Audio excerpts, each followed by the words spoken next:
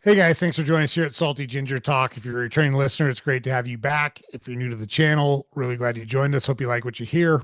So, our guest tonight is a gentleman named Terry Tucker. He is a an author. He is a speaker, and he is just an all-around great guy. We're gonna have a great conversation with him.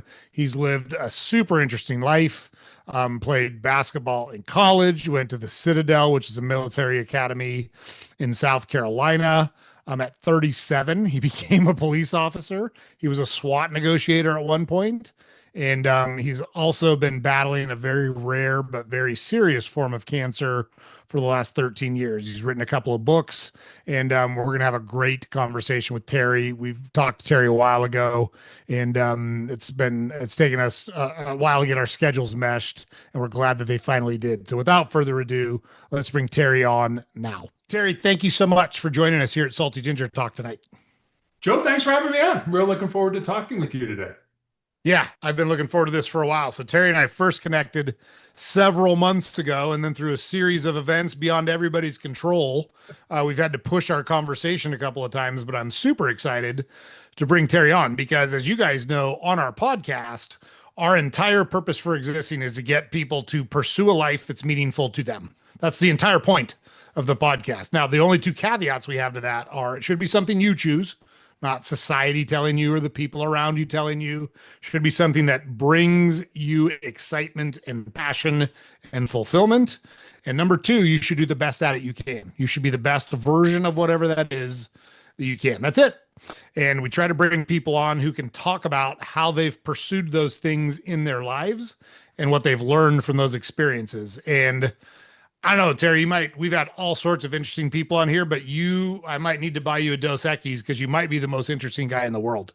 Because you're going to talk about your background as we get through this, but you have done and seen some stuff. So let me just hit some highlights here. So, Terry is a former Division I basketball player, a former first responder, a hostage negotiator. He's a motivational speaker. He has survived several really difficult bouts with cancer.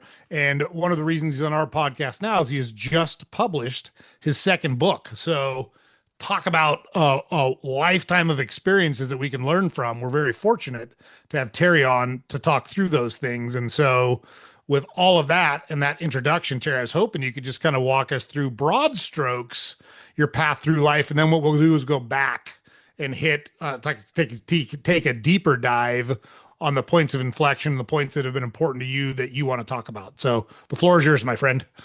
Sure. So I grew up on the south side of Chicago. I am the oldest of three boys. You can't tell this from looking at me or from my voice, but I'm 6'8" tall. And I actually went to college on a basketball scholarship despite having three knee surgeries in high school. I've got another brother who's 6'7", who was a pitcher for the University of Notre Dame's baseball team. Another brother who's 6'6", who was drafted by the Cleveland Cavaliers in the National Basketball Association.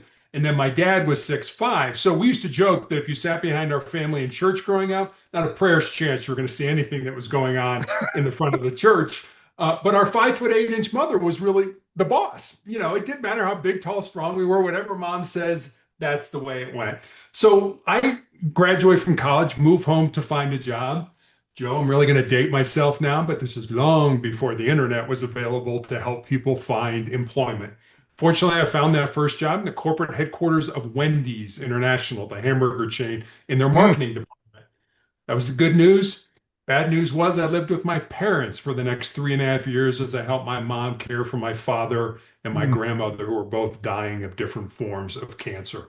After Wendy's, I actually went to work for the hospital that cared for my father and my grandmother. I thought they did such a great job that I wanted to be part of that. And then at 37, as you mentioned, I kind of made a major pivot in my life and became a police officer. And part of what I did during that journey was I was a SWAT hostage negotiator.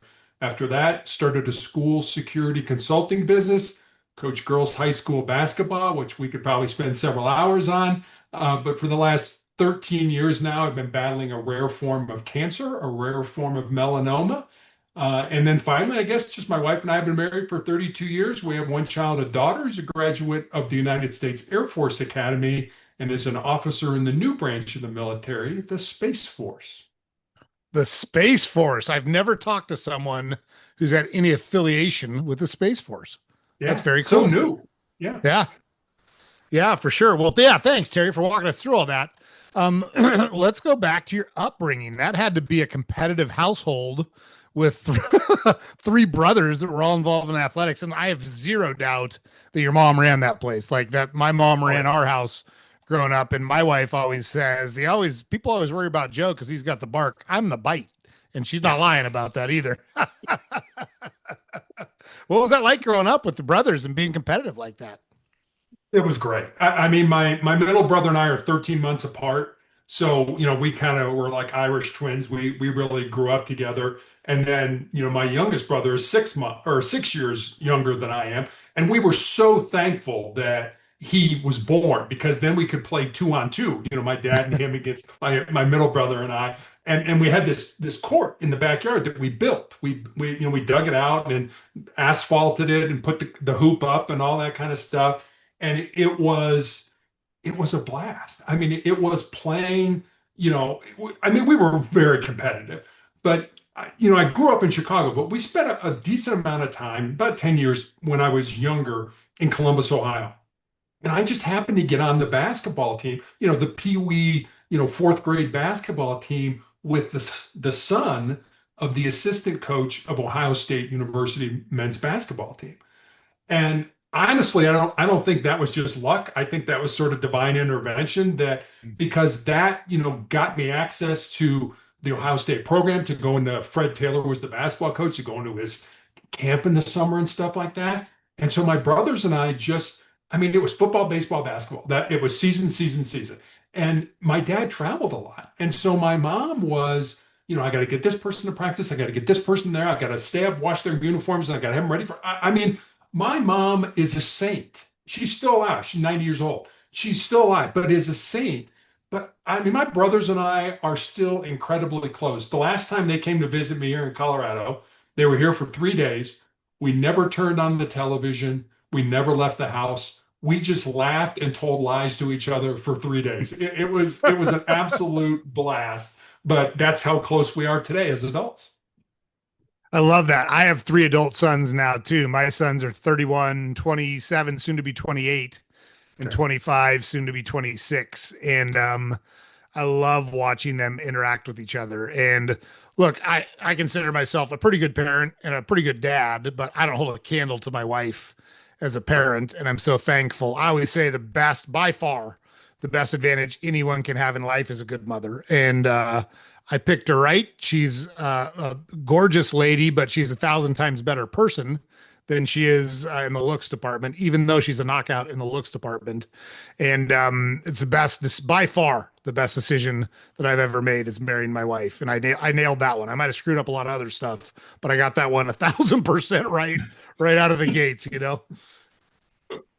Yeah, Yeah. and it is so important, and it is so important, and I think you sell yourself short. I mean, having a good set of parents can set a child up for the rest of their life, and being involved in their lives, being that. I mean, our daughter was born during the March Madness tournament, so I kind of had her in one hand and the remote in the other hand, and I'm like, I remember honestly, Joe, I remember sitting there thinking, it doesn't get any better than this. I've got my child, I've got basketball. It doesn't get any better than this. But, fortunately or unfortunately, my daughter got my height, is 6'3" and has an NBA three-point shooting range. So she went to the Air Force Academy on a basketball, I say a scholarship, but she was recruited by Air Force to play basketball and Yep. that. So the best times of my life are those you know, uneventful days when we would be in the gym and I would just be rebounding for.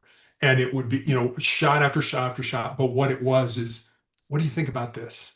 What are your thoughts on that? What are you looking to do here? It was getting to know my daughter on a really deep level that you don't even realize is going on at the time. But then you look back on it and you think, man, we had this gym alone. We were alone in the gym, and I'm just rebounding and she's just shooting, and we're just talking. And those are some of the most meaningful times in my entire life. I love that. I have similar experiences with my boys on sports. They were raised mostly in New Hampshire. We lived in New Mhm. Hampshire for most of the time they were young. And so, like, if you're going to play sports, you're going to travel because, like, you live in these tiny little towns, and all the tiny Right. little towns, they all travel around and play each other. And so there's a lot of car time and a lot of sleepovers and a lot of, those fun, like, you learn about what your kids think. And, the funny part about it with kids, I think if you do it right, they grow up to be their own people. They just shouldn't grow up to do what you want them to do. You should raise them to grow up to go after what they want and what they want to do. Yeah. And it's funny to watch them kind of break away because I'm definitely a strong personality, and they're all mama's boys, and I don't blame them. She's a great lady, but it was funny to kind of watch them one by one start saying, "No, I don't agree with dad on everything, and I'm going to disagree with them right now." And I think they were really surprised that I would just sit and listen because I wanted to Mhm. know who they were and they're smart guys. I value their opinions. And I think there's so much value in just that time. It's not anything special like you'll see in the movies. We took this awesome vacation, we took this awesome trip, we did this awesome thing, and those things are great. I'm not discounting those things, but that's not where those deep relationships are formed. They're formed just the way you were talking about, right? Those mundane opportunities that happen over and over and over again, and there's just no substitute for them at all. And there isn't. And I remember freshman year, our daughter blew out her knee at the Air Force Academy and didn't play after that. And I remember that call. I remember where I was, and I wasn't in a place where I could talk. And I said, let me get home and I'll call you back. And just the sobs, the tears, to know that I'd been playing basketball since I was a little kid, and now it's over because I had this injury. And as a dad, I mean, it just rips your heart out, Yeah. to listen to your daughter sob over something she loved so much and now can't, I mean, just taken away from her like that. And it was hard for me not to want to solve the problem. But, you get to a point where it's like, just be quiet and listen. Let her Yeah. cry, let her get it out, let her figure this out. This is as much as it's killing you and her, it's a tremendous opportunity for her to learn because you learn in the adversity, you learn in the discomfort. So this is discomfort. This is the worst probably thing that's happened to her in her entire life. So let her figure this out. What can she learn from this? Because God, Joe, I wanted to solve the problem. I wanted to, get that great phrase or something that I was just going to put out there and it was going to solve everything. I didn't have that phrase, but I wanted to have that phrase. So it was. Yeah, I mean, I am closer now, I mean, I remember when my wife was pregnant. And, like I said, I have no sisters. I grew up with boys. And we go to the OBGYN and the doctor's like, "Do you want to know the sex of the baby?" And I said, and we looked at each other, like, "Yeah, yeah, sure." It's like, "Well, you should buy pink." I was like, "Oh, no, no, no, no, no. You need to keep it in there till it's done. I have no idea how to deal with a girl." So it was like, "Oh, no, no, I don't know." And I raised my daughter kind of like I was raised. And, she was a tomboy for a while, but we are closer today. And I actually just found out last weekend that I'm going to be a grandfather. So Oh, congratulations. What great thank you. news. Thank you. Yeah, Yeah, that's pretty excited. awesome. I Pretty love excited. that. Yeah. We're our youngest is engaged. He's getting married next August of 26. Okay. And so we're pretty far down the road because a lot of people our age, we got married young. My wife and I were 21 and 19 when we got married. And we had our kids young. She got pregnant 3 months after we got married. She always likes me to do the math so everyone knows it wasn't a formal wedding with white shotguns. But uh, we've been waiting isn't the right word because I don't want to pressure them to do any, like, they get to live their life, however that plays out. But we're at the point now, especially my wife, she's like, I would love to have some grandkids. So we're hopeful that in the next couple of years we'll get similar news, but good news for you. You had talked about learning through adversity and teaching through adversity. So you went to the Citadel, right? I did. Yeah. So let's talk a little about the adversity and uncomfortableness and how you learned those things through your experiences at the Citadel, right? Yeah, so for those of your audience who don't know about Citadel, it's a military college in South Carolina. And when I went to the Citadel, it was an all-male military college. It has since gone co-ed. But as I mentioned, I had three knee surgeries in high school. And so I was just lucky to be able to play basketball in college, let alone Division I basketball. And I actually turned down, I had Coach K, Mike Krzyzewski, who coached Duke for a number of years, sit in my living room in my house in Oak Lawn, Illinois, and offer me to come play for him at West Point when he was Mm, the coach at West Point. And yep. I said no. You know, and so since I've done that, I'm sure your audience probably just tuned me out like, what an idiot. I'm not listening to any of this. Not taking advice from this guy.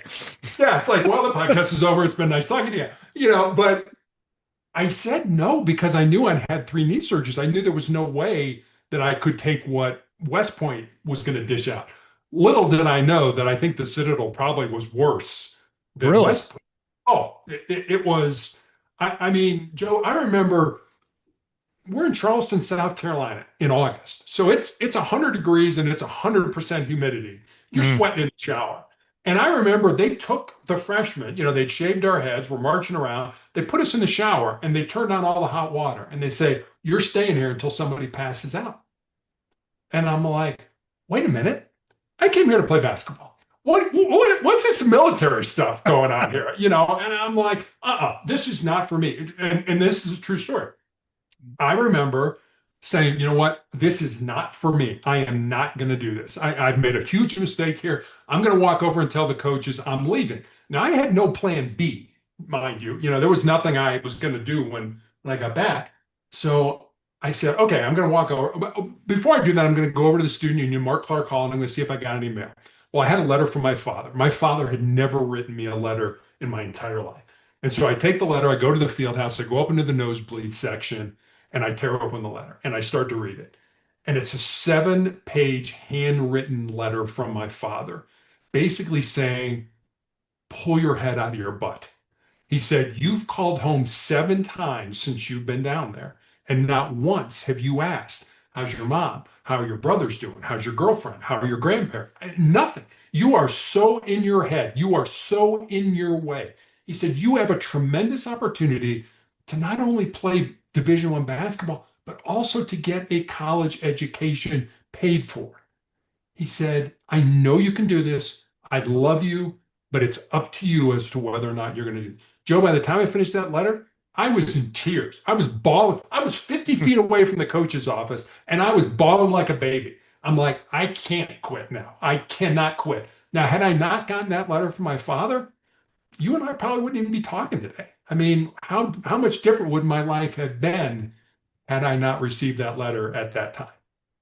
It's crazy how sometimes life gives you exactly what you need in the moment, even though you don't need it. Like, that You don't wasn't, want I it. Yeah. believe, it wasn't, I believe in you, son. You can do it. It was, hey, toughen up a little bit. Yeah. Yeah. Yeah, I mean, I'd never been away from home. I mean, you know, I was from Chicago. I'm in Charleston. I'm 1,000 miles from home. I know nobody. You know, it's hot. It's uncomfortable. I'm doing push-ups and sit-ups and running, and my knee hurts. And I mean, all the negative things that were going on. Now, today, I would have learned from that. But back Mm, then, as a kid, I mean, Joe, I had no zero emotional intelligence back then. I mean, nothing. I majored in business because my dad told me to major in business. And I remember my middle brother and I were talking just about 4 weeks ago, and we kind of admitted to each other, you know, I went to college to play basketball. yeah. Getting a degree was kind of secondary, in all honesty, you know, and I feel bad saying that, you know, and I never said that to my daughter, you know, it's like "No, education number one," you know, but it really was. We went to play basketball, and along the way, we happened to get a college education out of it. And so it was just different. I was a jock. I was a dumb jock, is really what I was. And the Citadel forced me to grow up. Yeah, I was, for what it's worth, I was the same way. I went to college on a baseball scholarship and I went entirely to play baseball. That Yeah. make no mistake about it. That's why I was there. And I happened to get an education, but I couldn't play baseball if I didn't do the class. And look, school is always Right. pretty easy for me, so I never struggled in school. I just didn't want to be there. I was there specifically to play baseball, so I know exactly what you're talking about. I will say one difference though. I always tell people that it's too bad you didn't know me when I was 19, 20 years old, because I was so smart when I was 19 or 20 years old. I knew everything. And you didn't even have to ask me back then. I would tell you I knew everything. That's how smart I was. And now I'm 53, and it turns out I've gotten a lot dumber over the years because I really don't know a thing.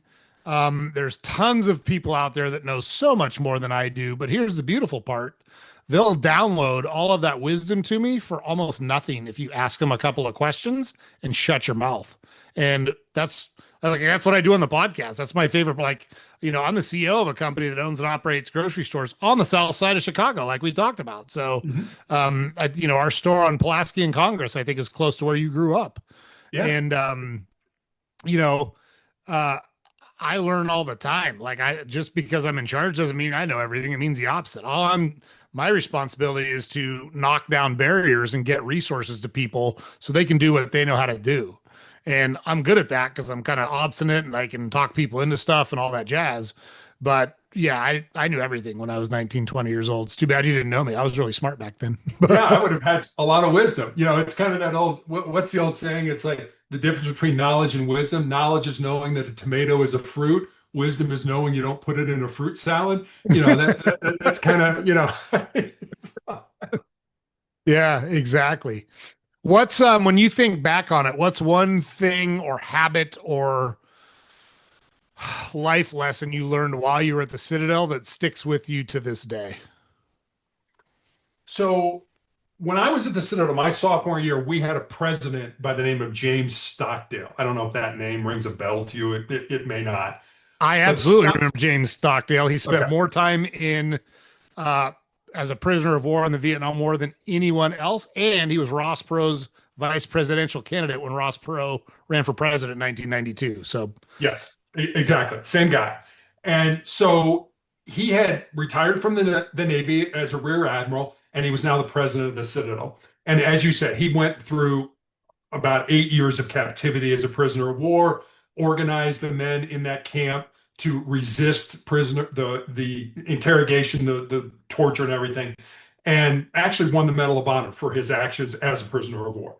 And I remember being in an event with him. I mean, obviously I was a cadet and he was the president of the school, so we weren't best buddies. We weren't hanging out a lot together. But I remember somebody asked him, who were the people that survived that brutality, that torture, that abuse? And this is what he said. He said, well, let me tell you who didn't survive. He said it wasn't the big, strong, tough guys who thought that they could handle any kind of abuse or torture. And he said the other group that didn't survive, and this really surprised me, he said were the optimists. He said these were the people that thought they would be rescued or let go by Thanksgiving or Christmas or Easter. And he said when those holidays would come and go and they weren't rescued, he said those people died of a broken heart. He said the people who survived were the people who understood what they could control, which according to Stockton was basically the thoughts in our mind and the breathing in our lungs. Everything else was at the discretion of the enemy and controlled it. And I learned that early. I think where we go off the rails in life is that we try to control everything. I got to control this. I got to control that. I got to control. And we can't. And I find a real easy exercise that I offer to people and that I do myself when I'm in that state, and I get in that state from time to time, is I just take a piece of paper and a pencil and I write down everything that's bugging me, get everything out on that piece of paper. And then once you've got that list there, go through and cross out everything that you have no control over. Whatever's left on that piece of paper is something that you can work on. And that was a huge thing that I learned in college that has transferred throughout my life to this point. Wow, that's that's powerful. And I learned about Stockdale from the book written by Jim Collins, Good to Great. I don't know if you've ever read it or not. Yes. But I love that book. And that book really talks about just doing the work. Like that book is about the companies so for those that don't know, this book Jim Collins went through all the publicly traded companies and he found two similarly positioned companies at the same point in time. So like one example was Kroger and A&P, and I'm a grocery guy, so that one sticks with me. And they were about the same size, about the same footprint, about the same revenue in 1960. And have you ever heard of A&P? That's what I thought. You haven't heard of A&P because they went bankrupt back Atlantic in and Pacific. That's right. The Atlantic and Pacific Tea Company. That's exactly right. But Kroger is a behemoth now. Yeah. And so what happened, you'd have these two similarly positioned companies, and one of them showed a marked increase in all of kind of the positive business traits. EBITDA went up, sales went up, growth went up, and they sustained it for at least 15 years. And the other one did not experience that. And he wanted to see what these companies, he found nine such examples of companies in the same industry and compared them. Like one was a paper company, I think one was a pharmaceutical company. It was across different industries, but he looked for commonalities in their culture. And he actually labeled he had five things. One of them was called the Stockdale Principle. And the Stockdale Principle was you have to never lose hope while being brutally honest with yourself about your current situation. And that really resonated with me. That stuck with me ever. I remember that more than anything else I remember from that book. So I love that you had an experience with him personally, because that really resonated with me. It was Oh yeah, he so was brilliant. amazing. He was just a cerebral kind of guy. Mm, I mean, one thing you could always tell where he was on campus because when he ejected from his airplane over Vietnam, he totally obliterated his knee, and the Vietnamese didn't give him medical treatment. So he walked. One of his legs was his knee was frozen. He had a straight leg, so he kind of limped around campus. So you could always tell where he was. But he was a guy, and I'm going to kind of make a joke, but it really is. He was the guy who would literally walk around and be like, "Why is there air?" He would ask questions like that. I mean, things that are just, you and I are like, what do you mean why there's air? Why is there? I mean, we're jocks. We know. There's air to blow up basketballs. There's blow up footballs. Come on, we know why there's air. But he was so cerebral. But I think when you are put in a situation where you're locked in leg irons by yourself for 8 months, all you have without going insane is the thoughts in your mind. I mean, can you imagine the deep thoughts he must have had during those mm. periods when he was a captive? I mean, I didn't understand it again, when I was in college. I appreciate it much more now. Yeah. Yeah. Wow. That's just so powerful. That's such a great experience to have so early in life and be able to kind of carry that with you through life to kind of recenter yourself. Because look, life's not easy, right? There's life's going to throw you curveballs, kick you in the teeth, whatever metaphor you want to use. There's going to be tough stuff, and it sounds like you had to deal with some tough stuff right after you got out of college. You talked about moving back home with your parents because your dad and your grandmother were ill and eventually passed away. What was that experience like coming right out of college and having to deal with that? Yeah, so I find out that I'm the first person in my family to graduate from college. My dad went to college, didn't graduate. My mother never went to college. My grandparents never went to college. And so, I'm all set to make my mark on the world. And I wanted to be in law enforcement. My dad's dad, my paternal grandfather, was a Chicago police officer from 1924 to 1954. And in Ooh, 1933, he was shot in the line of duty with his own gun. It was not a serious injury. He was shot in the ankle. But, that was the time during Capone and all the gangs and stuff like that were shooting up the city. So when I expressed an interest in sort of following in my grandfather's footsteps, my dad was absolutely not. You're going to college, you're going to major in business, you're going to get out, get a great job, get married, have 2.4 kids, and live happily ever after. That's the life my father wanted me to live. That's not the life I felt I was supposed to live. And mm, so, as I said, I graduate from the Citadel, and I really kind of had my first big, other than I'm going to stay at the Citadel, adult decision to make, which was, okay, I could say, sorry, Dad. Yeah, I know you don't want me to do this, but I'm going to go do it anyway. I'm going to blaze my own trail. Or out of love and respect for you, I know you're dying, I will do what you want me to do.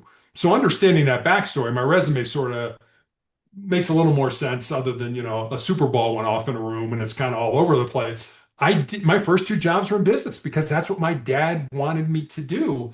And I sort of joked, Joe, I waited till my father passed away and I followed my own dreams. And I'll be honest with you, of all the things I've done in my life, the thing that I'm probably most proud of is that I never let that dream die. I became a police officer at 37 years old, which is pretty old to be getting into that line of work. For I know sure. They made it. I took They a made a TV show about you called The Rookie, right? rookie. Yes, exactly. Well, I know I took a whole lot more Tylenol in the police academy than my younger counterparts. Let me tell you that much. And, but it was what I was supposed to do, And granted, it took a number of years to do it, but I was so thankful and so glad I did it. And once I did it, it was like, oh man, I couldn't wait to get up and go to work. It was the best job I ever had, other than being a father and a husband. Mm. Yeah. So, uh, Wendy's, then to the hospital, and then did you go from the hospital to law enforcement? Is that the kind of the path you followed? So I met my wife while I was working at the hospital, and we moved to Santa Barbara, California. And I was the Mm. customer service manager for an academic publishing company out there. And one day, one of the circulars came in the mail and used almost 100% went in the recycling immediately, never looked at Yeah. it. But Right. this day, I started to look at this circular from Santa Barbara City College. And there was a class that they offered that if you took the class and completed it, you could apply to be a reserve police officer with any agency within the state. And I thought, it's kind of interesting. So, my wife had married me when I was a suit and tie, 8 to 5, Monday through Friday hospital administrator. And now I'm a customer service manager. So at dinner that night, it was like, hey, I want to take this class. What do you think? And my wife very supportive of me. And so she's like, yeah, take the class, see what happens. So I took the class, passed it, and then applied at Santa Barbara PD. And they took me on. And so I would work all week at my regular job, my customer service manager job, come home Friday night, put on my uniform, go to roll call, work from 7 at night till 7 in the morning, come home Saturday morning. My wife tells the story better than I do. She said, you would walk in exhausted, but with this big smile on your face. And she's like, and I knew that's what you were supposed to do. And so our daughter was married shortly after, or married, excuse me, our daughter was born shortly after that. And we moved to Cincinnati, Ohio. And I said to her again, I want to do this full time. This is, I don't want to dip my toe in the water, every Friday or Saturday night. I want to do it full time. Will you support me? And she said yes. And that started my law enforcement career. Wow. Man, that takes some guts to do at 37 years old with a brand new baby, huh? Yeah. Yeah. Well, she's always been the primary breadwinner. Like I said, I married up, she married down. So, I was in totally good shape there. So, Oh my gosh, but still that had to be fulfilling when it was something that you'd thought about since you were a kid to recognize that even if it was later in life, that had to be just such had to be such a good feeling. What did you like about it? Like what was it that drew you to that? the ability to help, the ability to make a difference, and I'm 6'8", I'm 230 pounds. I mean, I didn't have too many people try me on the street, but it wasn't about, oh, you want to shoot people, you want to take people to jail. No, I don't want to do any of that stuff. I would like to solve whatever issue or problem that you're having.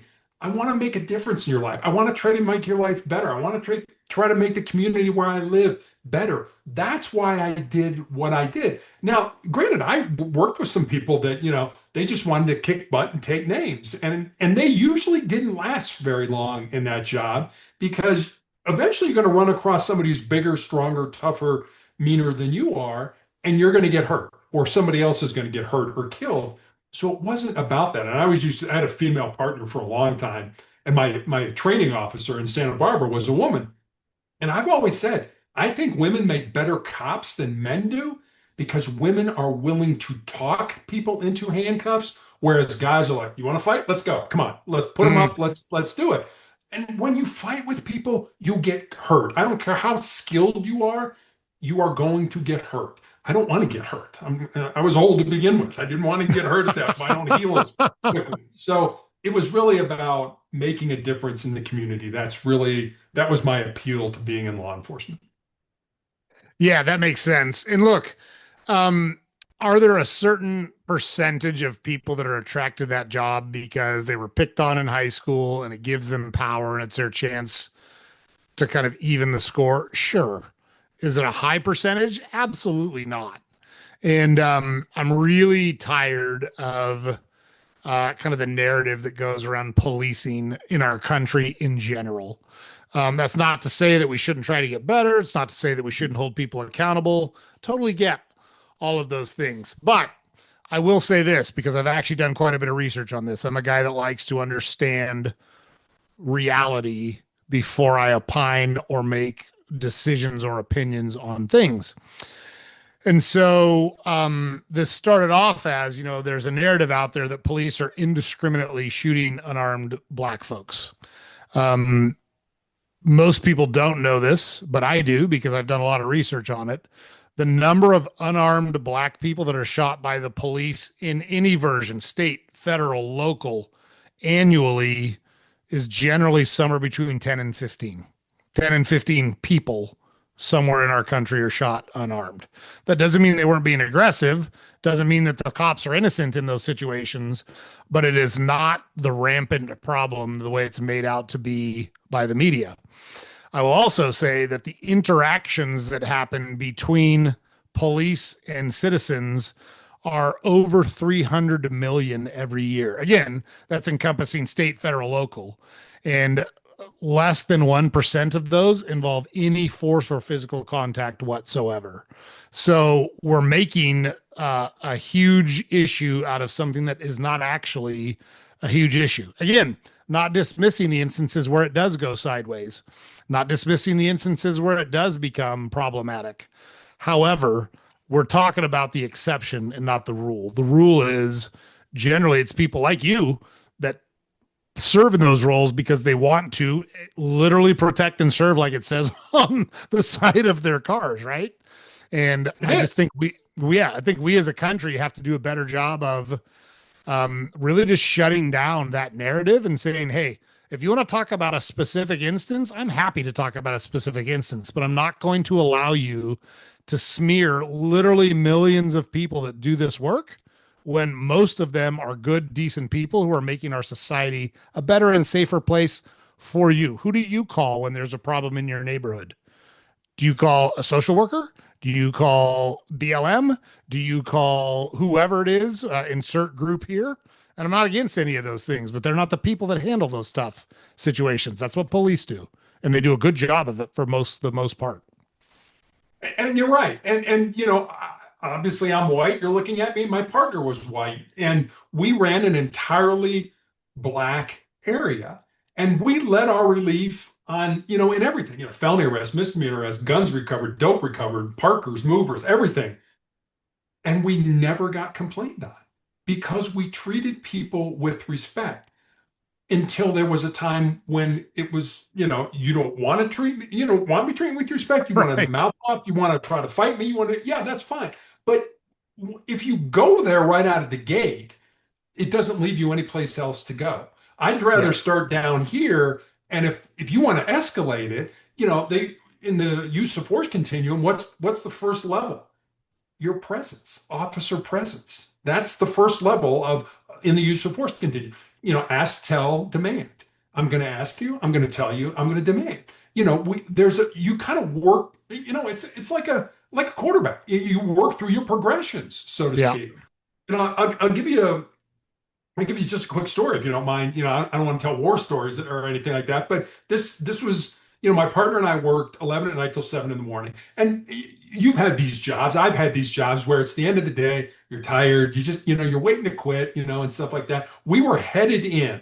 This was probably 6:30 in the morning. We were headed in to tag our property and get the boss to sign our reports for the night. And we get a domestic violence call. And we're like, really? You can't hold this till the 7 o'clock guys come on, and it's like, no, because it's a domestic violence. It could potentially be a felony.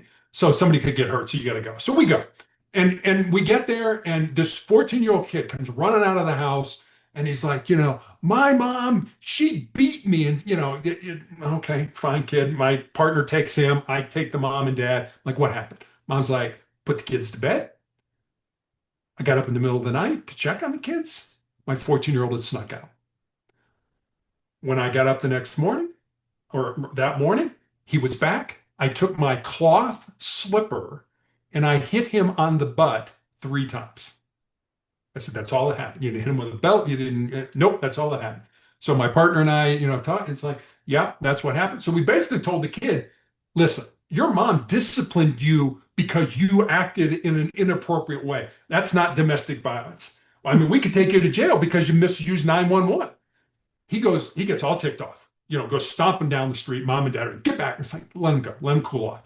In the meantime, we're getting mom and dad some literature that might help them with the family to deal with this, kind of rambunctious 14-year-old. He comes back, he goes up the stairs, his little brother sitting on the top stair of the porch, goes into the house. We're talking to mom and dad in the middle of the yard.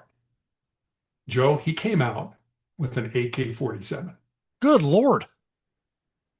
And I was the first person to see it because I saw him out of the corner of my eye. And I looked, and I yelled gun. My partner threw mom and dad. We had nowhere to go. There was nowhere to Yeah. get cover or anything like that. So we had him kind of triangulated and put the gun down, we're screaming at him, thinking, God, if I have to shoot this kid, I'm probably going to kill him and I'm going to kill his brother because his brother's literally on the stair right in front of him. Oh, Jesus. And here are two white cops that are going to kill these, and he did drop the gun and it did end up fine. And Joe, this 14-year-old kid was a good student, played on the football team, at his middle school, was a decent human. I mean, it was like this was a good kid. And we almost ended his life at 14 because he made a really bad decision. And can you imagine the headlines? Two white cops shoot a black kid. Yeah. I mean, well, and that's the thing. Cops are dealing with people in their worst moments. yes. And, somebody has to be the one that intervenes to stop those things from happening. That's literally what we pay police for. And I'm just really tired of the narrative that's out there. And again, got it. I'm not saying they're perfect. I'm not saying they're above reproach. I'm not saying that they shouldn't be disciplined when they do things wrong. Totally got it. But this is not the problem that it's being made out to be on the scale that it's being made out to be. And there's lots of statistics and evidence to back that up. That's not my opinion. There are facts to back up what I'm saying. So, on the training part, you eventually wound up being a SWAT negotiator. Like, how did that come about? Well, I mean, I've always wanted to be the best in my life. And usually on a sheriff's department, police department, whatever, law enforcement, SWAT team, those are usually the best officers with the best training and the best equipment. And like I said, I wanted to be part of the best. So when there was an opening for a negotiator, and for those of your audience that don't know how SWAT is usually configured, there's usually the tactical people, which are the men and women with all the toys, and then there's the negotiators. And we used to joke with the tactical team that if we did our job right, you don't get to use any of your toys and things like that. But so I had to go through, and I was easy in at least in my early 40s when I did this. You had to run the mile and a half, you had to do the push-ups, the sit-ups, you had to meet with the command staff, you had to meet with the psychologist, you had to take psychological exams, and then you had to meet with the team. And it was an all or nothing. If one person said, hey, I've worked with Terry before, he's difficult or he's hard to get along with, you didn't get on. And fortunately, I got the thumbs up from everybody involved and started my career as a negotiator. We had a psychologist that worked with us in training. He did not come out to the call-ups at 3 o'clock in the morning and things like that. But the way we learned is through practicing scenarios. And I'll show you what an idiot I was when I first started this. So it's like, Terry, you're up. Here's the deal. There's a hostage and a hostage taker behind a locked door in a room. Joe, I spent the entire time talking to the hostage. And they're like, you do understand we're trying to get the hostage taker to let the hostage go. So you kind of need to engage with the hostage taker. And I'm like, yeah, guess I got a lot to learn here. So that was my first encounter with being, with the team in training on day one. So yeah, I learned a lot over the 4.5 years that I did that. Yeah, for sure. Well, I would bet a lot of what you learned in that training is applicable to your everyday life. In terms of how to interact with people, how to de-escalate situations, how to manage confrontational conversations. Do you still find yourself using some of the skills and abilities that you developed in that role in your everyday life? I do, and I'll give you a formula that they gave us, and that formula has to do with how we as human beings, not as police or anything like that, we as human beings communicate with each other. And that formula, I'll tell you the formula, what it's about, and then I'll tell you why they gave it to us. The formula was 738-55. So 7% of how we communicate a message with another person are the words that we use. And think how many times you've said something, be like, ooh, I wish I hadn't have said that, or I wish I would have said it differently. That's only 7% of how that message comes across to that person. 38% is the tone of voice that you use. Are you talking real fast and you can't wait to tell them and you're going like this? Or are you kind of doing the Eeyore, this'll never work. This is terrible. What's the tone of voice that you're using with those words? And then 55%, so more than half of how that message comes across is your body language and your facial expressions. And the reason they gave us that formula was because that, if somebody was barricaded with a gun in a room, I was not in the room with that person trying to get them to put the gun down and come out. And so we didn't have the luxury of that 55%. We didn't have the luxury of saying something and then seeing the person kind of roll their eyes like, oh, what an idiot. I can't believe Terry said that to me. So we had to get good at figuring things out, certainly based on what people were saying, but also what they weren't saying and how they were saying it. And I'll give you two quick things of how we did that. One, a lot of times we get on scene, had no idea why we were there, no idea what precipitated this. So we would start out with, if I was negotiating with you, it's like, hi, I'm Terry. What's your name? Not hi, I'm Officer Tucker. Not hi, I'm Sergeant Tucker. It was hi, I'm Terry. What's your name? You don't need to know a name. Okay. What do you want me to call you? Call me Bob. Okay, Bob. Bob, help me to understand what's going on today. Help me to understand why we're here. Whatever you wanted to use. And the important word there is understand. And this is what we used to call tactical empathy. I think today you can get rid of the word tactical and just talk about empathy. Help me to understand what's going on. And the important word there is understand. If you were a homicide suspect that just murdered three people, I wasn't going to be like, oh yeah, sure, Joe, totally understand why you killed those three people. I wasn't going to agree with you. But understanding builds trust, and trust leads me to a point where I can get you out safely. And the other thing I will say about this is we used how and what questions. We stayed away from why questions because why questions sound accusatory. Joe, why'd you wear that shirt today? Oh, wait a minute. Does this turn out like what I'm wearing today? I can get to the same answer by saying, Joe, what made you wear that shirt today? That's a softer question. It lands softer. And think about when you were growing up. I mean, you did something goofy. I did something goofy. What did your parents say? Joe, why did you do that? Oh, God, why? Why is always accusatory. So how and what questions, we use those, try to stay away from why questions. Love that. On the 738-55, the best example, the best person I've ever heard explain that, because I've heard similar, I've heard various versions of that. The best example I've ever saw was actually Don Rickles, the comedian. Oh, yeah. He said, what you say is less important than how you say it. He said, I'll give you an example. And he points to a guy in the audience and he goes, you're a son of a bitch. He goes, now what if I said, you're a son of a bitch? I just said the same exact thing to that man, and he's going to receive it two completely different ways, even though I said exactly the same words. And I thought, man, never thought I'd learn like a life lesson from Don Rickles, but I just did. But you're right. I mean, and that's what we were taught. We were taught to be curious. Well, how are you supposed to do that? So there was always that inflection, that always kind of, you don't think you can do that?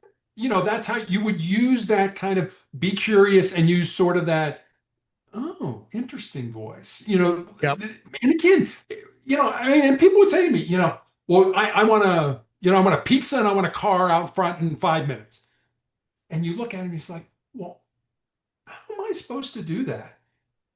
Now, that may sound really, it's like, well, here's how you do. You call the pizza place and you get it. No, what I did by saying that back to them is throw the ball back into their court, because now they're thinking, well, how can he do that? So I've engaged them without them even realizing it in helping me come up with a solution to get them out by saying that, well, how am I supposed to do that? But so, yeah, your tone of voice and your tone of voice, your inflection, being curious, all that kind of stuff. They used to, this, you'll find this hilarious. They used to tell us, so I'm a block away talking to a guy on the phone. They're like, all right, when you start, smile. I'm like, what? Smile. I'm like, smile. I'm a block away. This guy can't see me smiling. What are you talking about?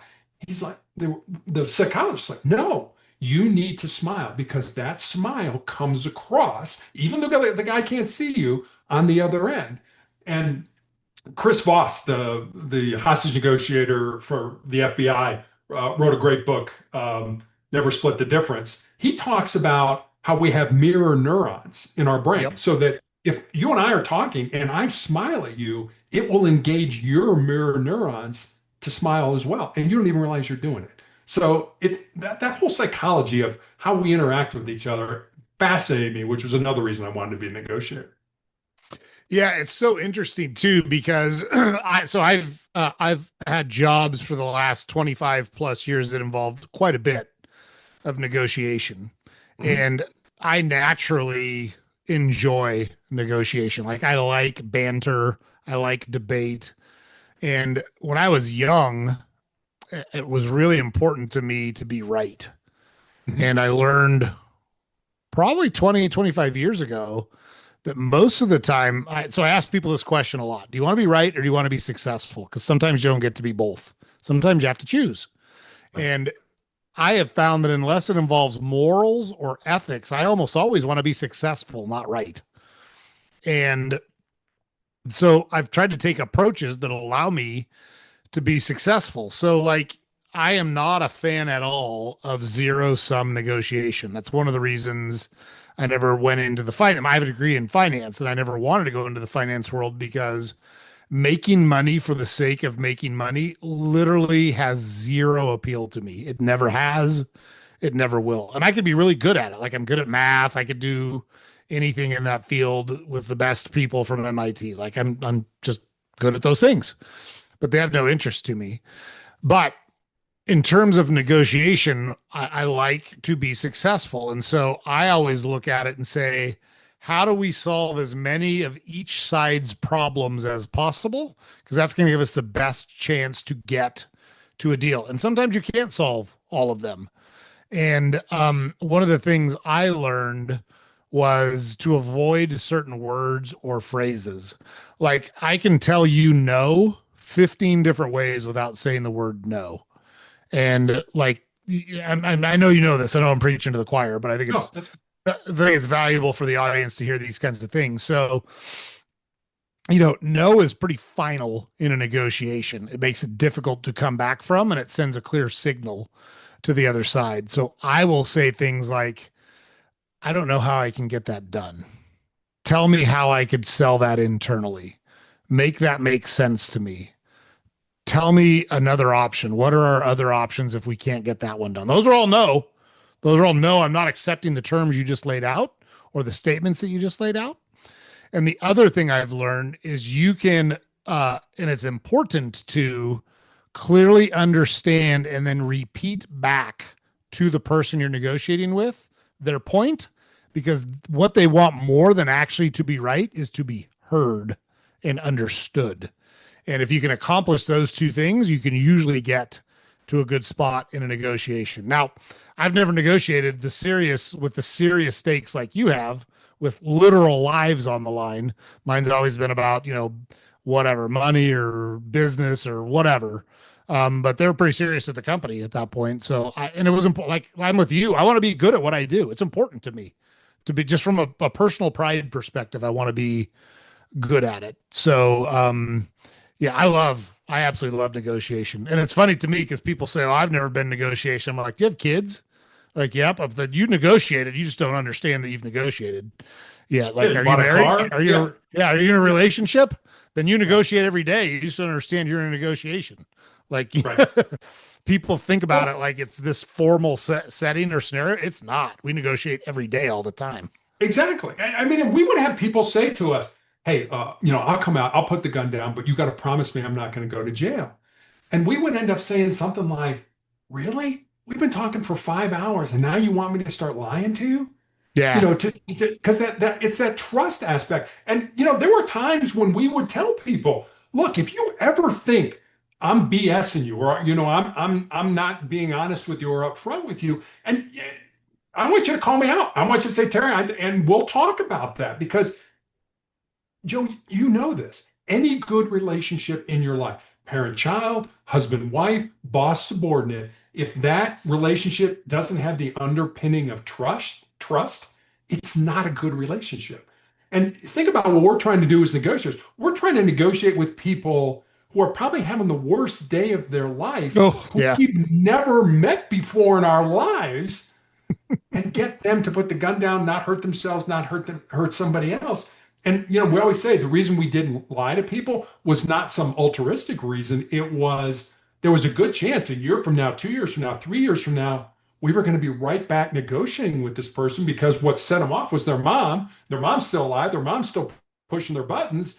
And if they ever felt, Terry, 2 years ago, you lied to me, I've lost all credibility. You're going to have to bring another negotiator in, start from ground zero. Whereas if, oh yeah, Terry, I remembered you. Yeah, you were cool. You were honest with me. Now Mm, we're much farther down the road of getting this solved than we were if we had to bring somebody in to start over again. yeah.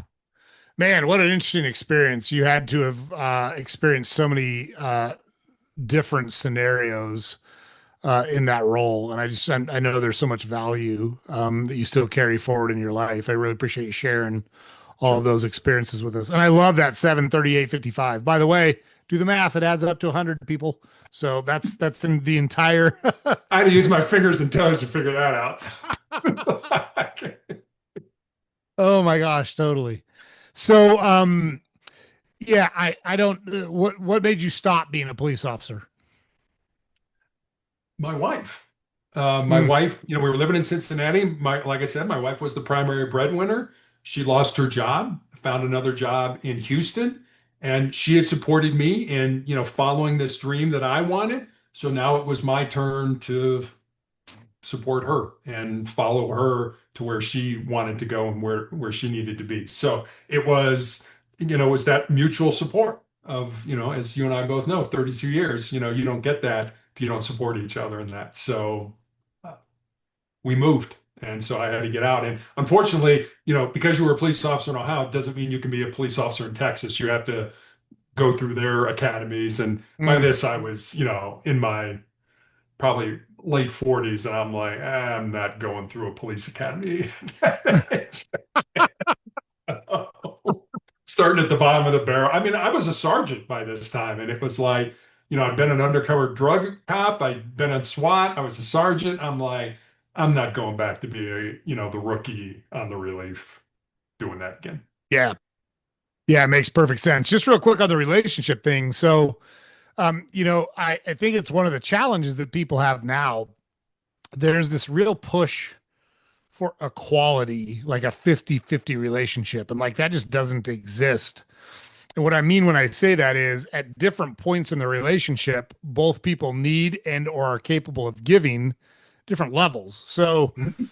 your relationship might be 80-20 one way where someone's picking up 80% of the slack and the other person's only picking up 20% because that's all they got at that point. And that could flip. And then the other person that was 20 is now 80. And now that person that's 80 is now 20 because life circumstances have changed. Right. I have found, and what my wife and I always place a high premium on, is we have a mutual respect for what the other one brings to the relationship. And we chose early on. Again, we got married young, had our kids young, and so we chose for me to be the primary breadwinner and for her to stay at home and raise our children. That meant, for the first 5 years of our marriage, I had 3 jobs or 2 jobs until I got promoted to the point where I could only have 1 job.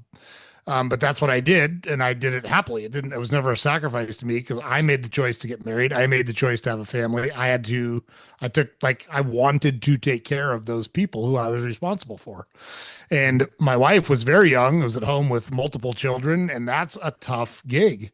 And she always really appreciated and respected how hard I worked so she could stay home and raise our children. And I always appreciated and respected how hard she worked staying at home raising our children. And mentally, I can't think of a more difficult job than just raising children full time. And I say just meaning that's the only thing you do, not just like it doesn't matter, because it's by far the most important thing we do as a society is bring up the next generation of people that will run our society and take leadership roles.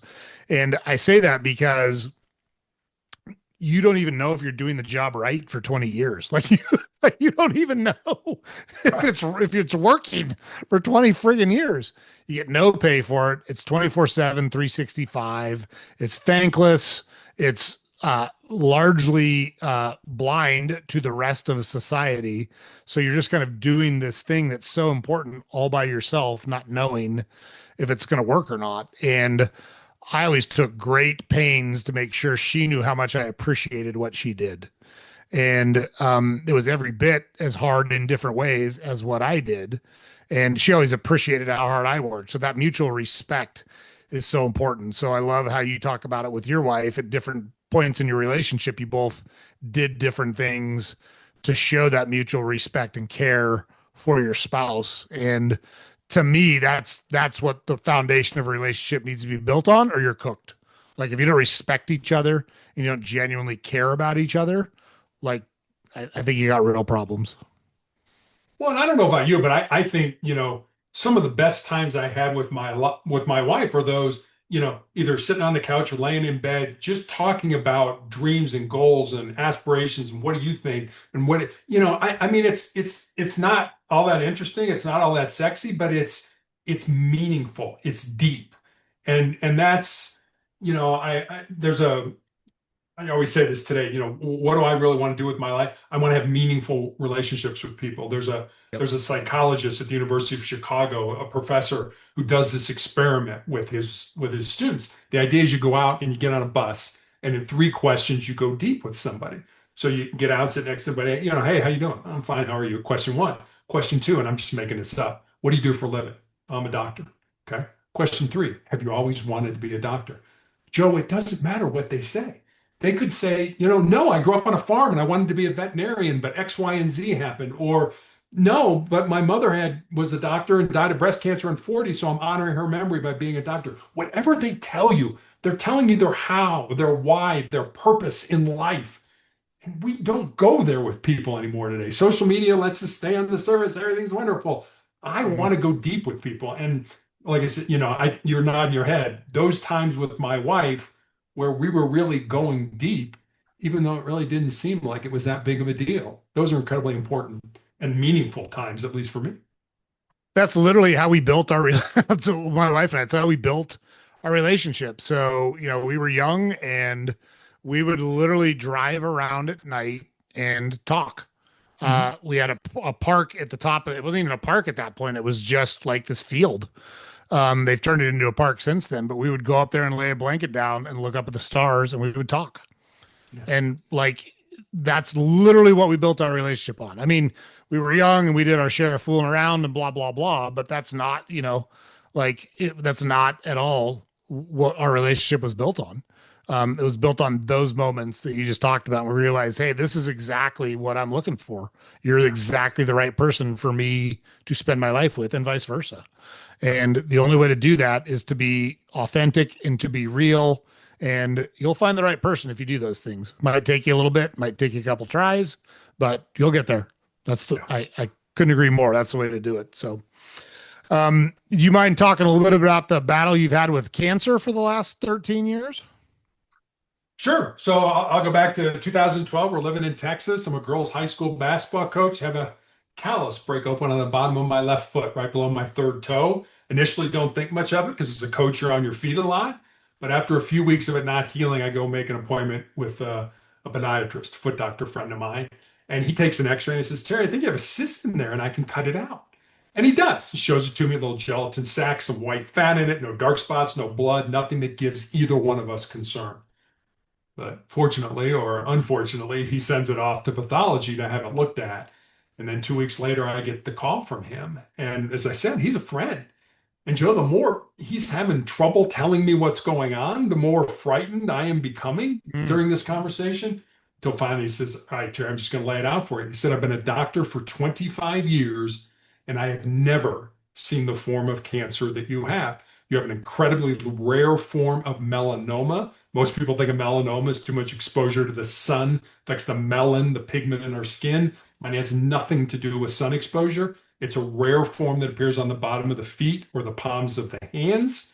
And so he recommends I go to MD Anderson Cancer Center in Houston to be treated. And so I do. They excise the bottom of my foot, take all the lymph nodes out of my groin, and then they say, more than likely, you will be dead in 2 years. And I thought, oh, okay. You gave me a death Wow. sentence. Yeah. They said, we got nothing. We got nothing to offer you other than surgery. If it's somewhere we can cut it out, we will. If it comes in an area where we can't cut it out, there's nothing we can do for you. We have nothing to offer you. And like I said, I thought, well, you gave me a death sentence. How do I turn that into a life sentence? So I'll give you the condensed version. Spent 5 years on a drug called interferon that made me sick as a dog. I lost 50 pounds during my interferon therapy. As a matter of fact, I was at one point so skinny, I was pretty sure I could go hang gliding on a Dorito. So I had to just throw a little humor in that one. So um, eventually had to stop the interferon. Cancer came back, had my foot amputated in 2018, had my leg amputated above the knee during the middle of the COVID pandemic. Also found out I had tumors in my lungs. Spent 4.5 years on a clinical trial drug that kept those tumors stable. The drug company decided it wasn't profitable enough, so they discontinued the medicine. Cancer came back almost immediately. Had tumor removed from my stump last month, and on Monday I'm going into the hospital for 2 weeks for a T cell type of therapy that I'm absolutely not looking forward to. But that's the journey. Man, talk about your life just changing in an instant, huh? Yeah, on a dime, bang. Yeah. Yeah. Um, Mentally, how do you clearly have been able to process this and have keep a positive mental outlook? How do you do that knowing that this could be your mortality? I mean, two things. I mean, what gets me through this are what I call my three F's, which are my faith, my family, and my friends. And Joe, in all honesty, I look at this. I should have died and came very close several times during this journey, and yet I'm still here. 4.5 years on a clinical trial drug. Everybody else that was on that drug with me is dead. Mm, I'm the only one standing now. So I look at this as this is bigger than me. I feel that God is using my infirmity, my malignancy to show people his love, his mercy, his grace, his peace, his healing. And when you kind of get outside yourself, like I said, when I was in college, I was so in my head, I was so in my way. When you get out of your way, and you get to a point where this is bigger than me, that people are learning from me, that it's easier for me. And the other thing I'll say about this is I don't think anybody suffers in vain. I think we're all supposed to learn a lesson from whatever that suffering is, whether your parents beat you or your dad was an alcoholic or you have cancer or you lose your job on it, whatever it is, you're supposed to learn the lesson. So many people get so caught up in the journey that they don't learn the lesson. Learn what you're supposed to figure out what you're supposed to learn during all this.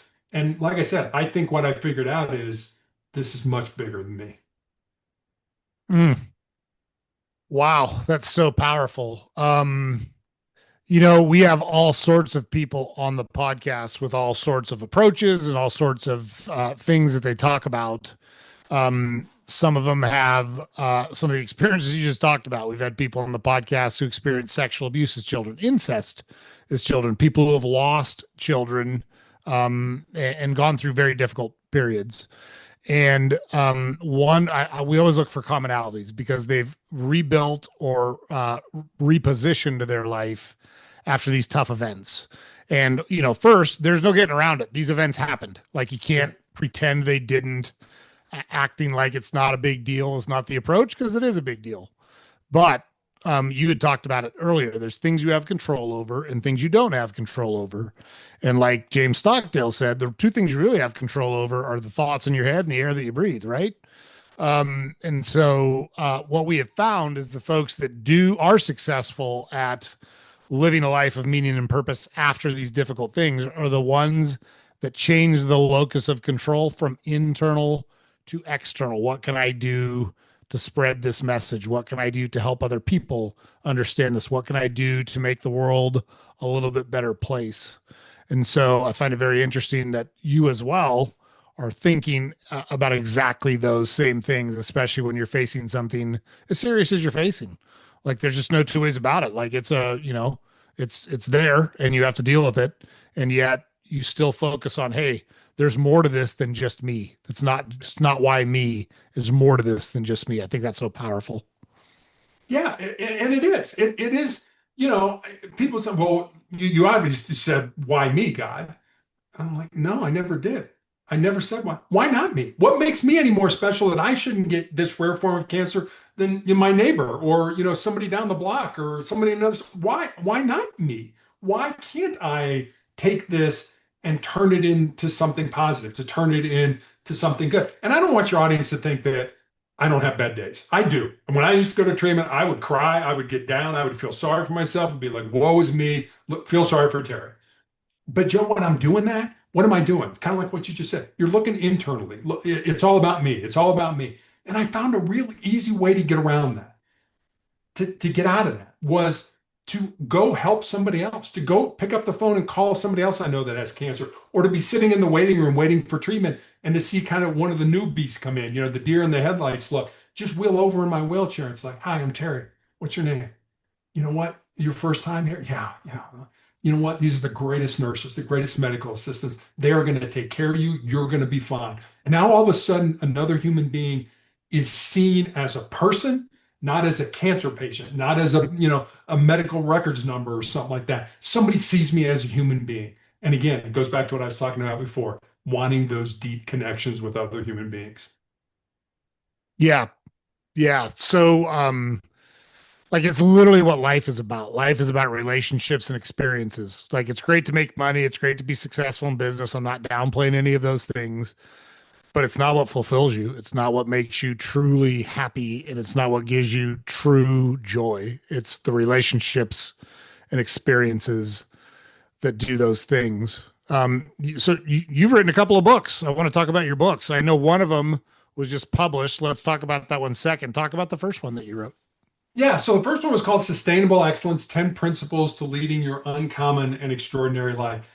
And Joe, that was really a book born out of two conversations I had. One was with a former player that I had coached in high school who'd moved to the area in Colorado with her fiance, where my wife and I live. And the four of us had dinner one night. And I remember saying to her after dinner, look, I'm really excited that you're living close and I can watch you find and live your purpose. She got real quiet for a while. And then she looked at me and she said, well, Coach, what do you think my purpose is? I said, I have absolutely no idea what your purpose is, but that's what your life should be about. Finding the reason you were put on the face of this earth, and there is a reason, and living that reason with your unique gifts and talents. That's what your life should be about. So that was one conversation. And then I had a young man reach out to me on social media, and he said, what do you think are the most important things I should learn to not just be successful in my job or in business, but to be successful in life? And I didn't want to give him that, get up early, work hard, help others. I didn't want to give him Make your sort of bed. cliches. Yeah, that we all know. So I spent some time taking some notes and eventually came up with these 10 thoughts, these 10 ideas, these 10 principles. And so I sent them to him. And then I stepped back and I was like, well, I got a life story that fits underneath that principle, or I know somebody whose life emulates this principle. So literally during the 4 to 5 month period where I was healing after I had my leg amputated, I sat down at the computer every day and I built stories, and they're real stories about real people underneath each of the principles. And that's how sustainable excellence came to be. I love it. It's funny how those little moments in life can lead to such big events, because putting together a book and sharing your thoughts with the world like that is a big deal. Like it's very personal and it's very permanent. Yeah. And to get that from those two little interactions, it's just always amazing to me how those little interactions can lead you down paths you didn't even know were there. Were you interested in writing a book before that? Had you thought about it before that? No, I mean, there's sort of that old joke that says when we talk to God, it's called prayer. When God talks to us, it's called schizophrenia. So God never told me to write a book, but I think what God did tell me to do in an indirect way was to write this book because he put so many people in my path that kept saying, Terry, you should write a book. Terry, you should write a book. And I was like, I told you what I was like in college. I was a dumb jock. I mean, Yeah. to write a book, like, well, I'm lucky I can write my name, not alone write a book. But it was, it was that constant reinforcement by people like, hey, you've been through some stuff in life. And I know, and I feel this way. I don't have all the answers, but I've learned some things that I would like to offer to people. And if it works for them, by all means, take it, use it, employ it in your life. If it doesn't, figure out what works for you and employ that in your life. So that's really, I put the book out there and it's like, well, I hope it helps people. And I've been, I published it in 2020. I've got, almost 100% of the reviews, I think I've got 62 reviews, are 5-star reviews. So there's been people out there that have resonated with the lessons that I'm just trying to offer to other people. And that's kind of what makes me feel good. I love that. Absolutely. And yeah, well, you wrote a second book called Four Truths and a Lie, which was recently published. And now we're recording this in late September. It's probably not going to air until December, but talk a little bit about your new book, Four Truths and a Lie. So when I wrote Sustainable Excellence, right after I published it, I kind of felt there was a tug of like, there's another book. There's another book there. And I'm like, really? I just finished this one. And this kind of, I mean, this is hard. This writing a book is hard. And I'm like, but there was another book that also began with the letter S.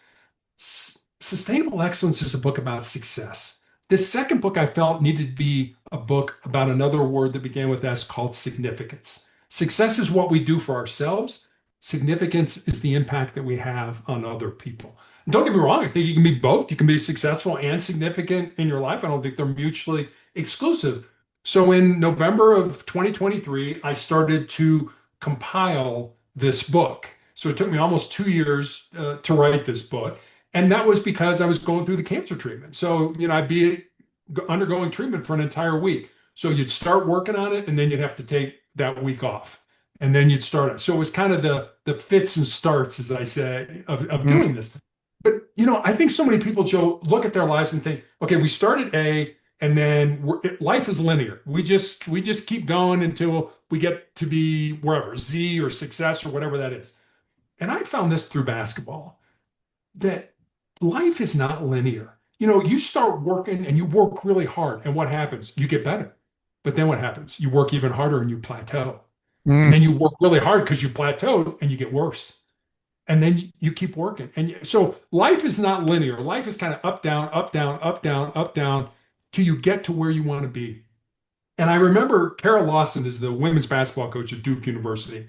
And she was there. You can YouTube this. This is, and I think people should. It's a great story. She's talking to her team about, okay, if as soon as this test is over, life is going to get easier. Or as soon as practice is over, life is going to get easier. Or as soon as the season ends, life is going to get easier. And her point is, life never gets easier.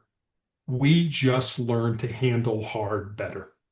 Yeah. And I love that. I mean, sometimes I'll just watch it just to get excited, just get fired up. It's like, yeah, I need to hear that. I need to hear that, life's not going to get easier. I'm just going to get tougher to be able to handle those difficult things better. So I guess that's a long-winded answer to your question. No, I love that. And like, I still on a regular basis watch Rocky, the fight scene in Rocky, the original Rocky that culminates in round 14 when he gets knocked down and everybody in the place is saying, stay down, stay down. And he claws his way back up the ropes and Apollo's standing there with his arms up and he turns around and he's like, I can't kill this guy. He's back again. And I tell people, just watch that scene. In fact, it's funny because his Adrian walks out and she sees him and she just closes her eyes and she has that look on her face. And I look at my wife and I say, how many times have you looked at me like that? And she goes, thousands. And look, I always tell people I failed my way to success because that's exactly what I've done. I'm not afraid to try. I'm not afraid of failure. When things don't go right, I pick myself back up and keep going.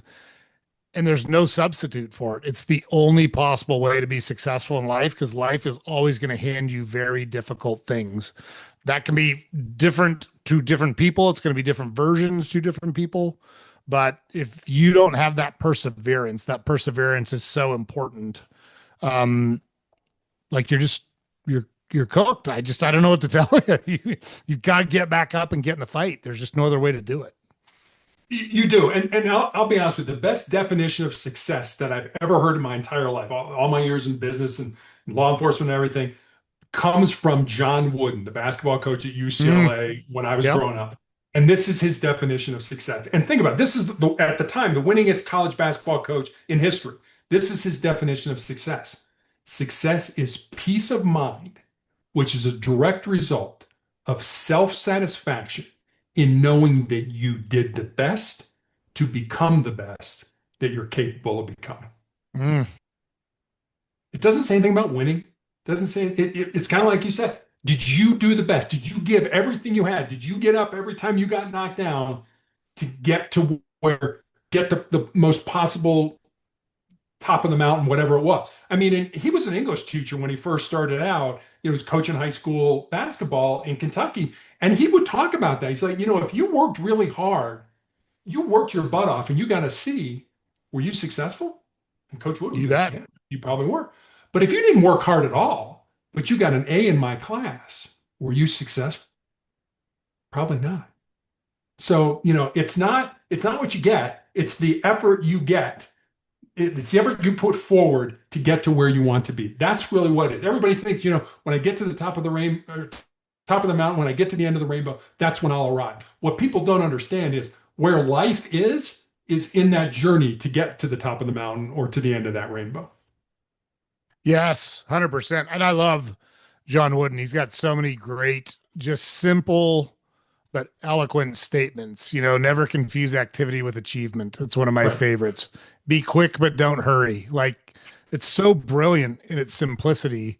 Yeah. And like, there's such good ways to think about life. And I find it so interesting that Wooden was at UCLA for quite a while before he became successful. Like, he did not go to UCLA and just start winning games and winning tournaments. It was over a decade before he started winning there. Pretty wild. Well, and he talks about, he said, I was literally trying to decide between UCLA and the University of Minnesota. And, this will be a great example for people. UCLA called first. Don't wait, don't procrastinate. UCLA called first. And he took the UCLA job because Minnesota didn't call until later. So. Yeah. So on your book that just came out, what do you want people to know about it or understand about it before they read it? The book is a lot about what I talk about on podcasts in an hour, but with more stories. It's all about stories. And, the four truths are: control your mind or it will control you, embrace the pain and the difficulty that we all experience in life, and use that pain and difficulty to make you stronger and more determined. The third one is what I call a legacy type of truth. What you leave behind is what you weave in the hearts of other people. And the fourth one is, as long as you don't quit, you can never be defeated. But I rarely talk about the lie. And the lie is how we measure ourselves based on what society tells us. You got to drive this car, you got to drink this soft drink, you got to, have this job, whatever, you got to have this much money and stuff like that. And Joe, I've seen people, and I'm sure you probably have seen this too. I've seen so many people in life that feel that they're born empty. And that when they get out of school and get into life, whatever that looks like for them, that then their job is to fill up their empty self. I got to make the most money. I've got to drive the nicest car, live in the nicest neighborhood, have all the latest gadgets and gizmos. And what I found is it's just the opposite. We're not born empty. We're born full with whatever we need to be successful, however you define that word, already inside of it. We just need to pull it out and use it for our benefit. So our lot in life should not be to fill ourselves up. Our lot in life should be to empty ourselves out with our unique gifts and talents, certainly for the betterment of ourselves, but also for the betterment of our families, our friends, and our communities. And I think once you make that paradigm shift, once it's like, I got to have all this stuff. I promise you, you will never have enough stuff. There'll always be something else you'll be chasing. It's when you get to that point where it's not what I can get, it's what I can give, that life takes on an entirely different meaning. Oh, that's so powerful. I love it. I absolutely love it. You've referenced religion a few times in our conversation, and there's been kind of a, this terrible thing in Utah with Charlie Kirk being assassinated. He was devoutly religious and was very open about his religion. I am not a religious person, but I think there's a tremendous amount of value in religion. And I was wondering if you'd be comfortable talking about uh, how you feel about religion, and how it's kind of impacted your life, especially, with facing a very serious disease that you've been facing for over a decade now. Yeah, I mean, I mentioned when I was first diagnosed, I was put on a 5-year course of a drug called interferon. You know, that the whole Dorito joke there. But I mean, I took a weekly injection. I took a weekly injection of interferon for almost 5 years, and it gave me terrible flu-like symptoms for 2 to 3 days every week. And that was not a cure. That was just my doctor saying, "I'm going to put you on this. We're trying to kick the can down the road, buy you as much time as we can." Joe, I Mm. was so sick of being sick that I literally prayed to die. I wasn't going to commit suicide. I've never thought about suicide during this journey, but I prayed to God. It's like, look, I felt there were two camps. There was the living and there was the not dying. And I was definitely in the not dying. I wasn't living. If you would have asked me my goals, I'm just going to hope I wake up tomorrow morning. And sometimes a good day or winning a day was literally I'm going to make it from the bed to the couch. That's Mm. how horrible I felt. But what God didn't do was take me. But what he did do was give me the strength to continue to move forward, to continue to go on. And it was during those, I'm so tired, I'm so hurting, I'm so thrown up in the kitchen sink. I mean, it's like, come on, God, just let me die and let my family get on with their lives. Yes, it'll be bad initially, but let them get on with their lives. And it was no, no, you're going to work miracles for me through your illness. And interferon became so toxic to my body that I ended up in the intensive care unit with a body temperature of 108 degrees. That's Oh my usually goodness. compatible with being alive, but I survived that. And that's when I learned this is bigger than me. As much as I want out of this, as much as I want to deny God, it's like, no, no, no, no, no, no, no, I don't want to do this. Find somebody else. I'm not going to do this. But I'll say, on the other hand, Joe, there have been times where I have been so hurting and just so depleted mentally, physically, emotionally, that the only prayer I can just scream out God.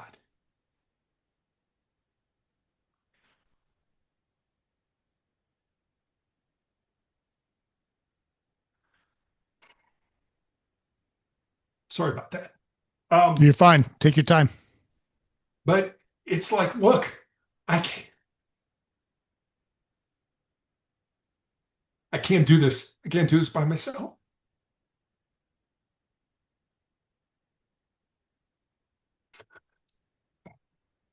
I need you to do it with me. And and he has. And that's why I know that it doesn't matter if I die. It doesn't matter if I die tonight. It doesn't matter if I die during this 2-week hospital stay when they're going to deplete my immune system and give me my own cells back. It doesn't matter because I know there's something bigger than me. And one of my nurses was a hospice nurse. For those of your audience who doesn't know about hospice, people, those are people who take care of people at the end of their life. And she recommended this book to me, and it was called Imagine Heaven. And it's about people who have near-death experiences. And the interesting thing I found about all the stories in that book was no matter who the person saw during that near-death experience, whether they were religious or not religious, whether it was God, an angel, whether it was their grandfather, whether it was their spouse, whether it was their mom and dad, whoever it was, almost everybody got asked one question. And that one question was, how do you treat my people? In other words, how do we treat each other? Mm. It wasn't, did you cheat on your spouse? Did you embezzle from your company? Did you murder your friend? No, it was, how do you treat each other? How do we treat each other? And I took a lot away from that book, especially, I've thought a lot about dying, come close to dying a lot of times. And it's in those times listening to other people who did die and then came back to tell us about it that I think death is going to be great. I don't want it, don't get me wrong, because I don't understand it enough yet. And I only know this life. And I don't want to leave the people that I love. But when it happens, it doesn't scare me as much. And it doesn't scare me as much because I think I've lived the purposes that God put me on this earth to do. Wow, that was really powerful and really beautiful, and I appreciate you sharing that with me and with our audience, Terry. Truly, Thank you. yeah. Um, and I appreciate it because, like, I really want. I think religion's super important, and I'm not a person that has that relationship that can talk. It'd be very disingenuous of me to talk about it. So when I know we have folks on that do have that in their life, I'm really appreciative that they're willing to share their thoughts and their feelings on it with our audience. So again, thank you very much for You're being willing to welcome. do that. Um, You're welcome. One of the things I always do, I feel like I ask good questions. We cover a ton of You territory on the have great podcast, questions. Yeah. but I don't want to miss any good stuff because I was too dumb to ask the right question or because I didn't bring up a topic that's important to our guest to talk about while we're in front of the audience. So I open it up to you to direct our conversation to somewhere we haven't gone yet or something you want to talk about that we haven't talked about yet. The floor is yours. Well, I guess let me, I guess, end with this. I love to read. I'm an avid reader. I rarely watch television. I read a lot. And when I was in high school, I read a book by Ernest Hemingway called Farewell to Arms. And Mm, it's a novel, but it's a semi-autobiographical account of his time as an ambulance driver for the Italian army during World War I. And there's a line in that book, Joe, that I absolutely love. And I think about the line. I have the page marked, the book's behind me. I have the page marked. It's like I go back to the page. And the line in the book is this: life breaks everyone. And afterward, many are stronger at the broken places. And I think about that all the time. I mean, and just like if you were to break your arm and you'd go to the doctor would set it, put it in a cast. When that arm heals, when that bone heals, it will be stronger at the place that it was broken than the rest of the bone will. That's a metaphor for life. When life beats us to our knees, and it does all the time. We lose somebody who's close to us. We unexpectedly get let go from our job. Like me, you find out you have a chronic or a terminal illness. You'll be so much more resilient to handle that if you understand, as long as you keep moving forward. It doesn't have to be big steps, small, tiny steps. Just keep moving forward. You will eventually come out the other end a stronger and more determined individual.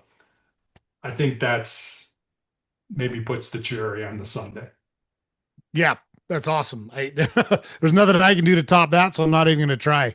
Terry, thank you so much for coming on and sharing your time with us on the podcast. I absolutely loved our conversation. I've been looking forward to this, and it did not disappoint in any way, shape, or form. I want to wish you the best of luck on your upcoming treatment. We'll have a link to your newest book in the show notes so people can learn from the wisdom that you share in there, and just really, really appreciative that you were willing to come on and have this conversation with us. Well, Joe, thanks for having me on. I really enjoyed it. I was looking forward to it as well. Yeah, it was great. You did a great job. Thank you so much. Thank you. You're All welcome. right. Thanks, Terry. All right. Take care. Bye-bye. Bye-bye. Okay, guys. So, yeah, we're just so appreciative of Terry taking that time with us and sharing all of his experiences and his life wisdom with us. And really appreciative of him talking about kind of his relationship with religion and what it's meant to him, and how it's impacted him and how it's helped him through these really, really difficult times since he's been dealing with this very rare form of cancer. And we just want to say once again, we wish him the best of luck with these upcoming treatments that he's going through. And we'll have links to his book in the show notes. But just, we just love having awesome people like Terry on. And we're just honored and humbled that he was willing to come on and have that conversation with us and share his thoughts and his learnings with us. So thank you again, Terry. You did a great job. James puts it up over here every day. Head over to our website, saltygingertalk.com. All of our podcast episodes are available there. Links to our social media accounts are available there. We publish a newsletter every weekday. You can subscribe to there. Make sure you like, share, comment, subscribe to our podcast, whatever platform you consume it on. We keep finding awesome guests. There's so much valuable and useful information to help you find a life of purpose and meaning and go after that life in a way that's productive for you and the people around you. We're going to keep finding awesome people and sharing their stories with you through our conversations. You don't want to miss any of that great stuff. You don't want to miss any of these great people. So make sure you catch our next episode. We will see you there.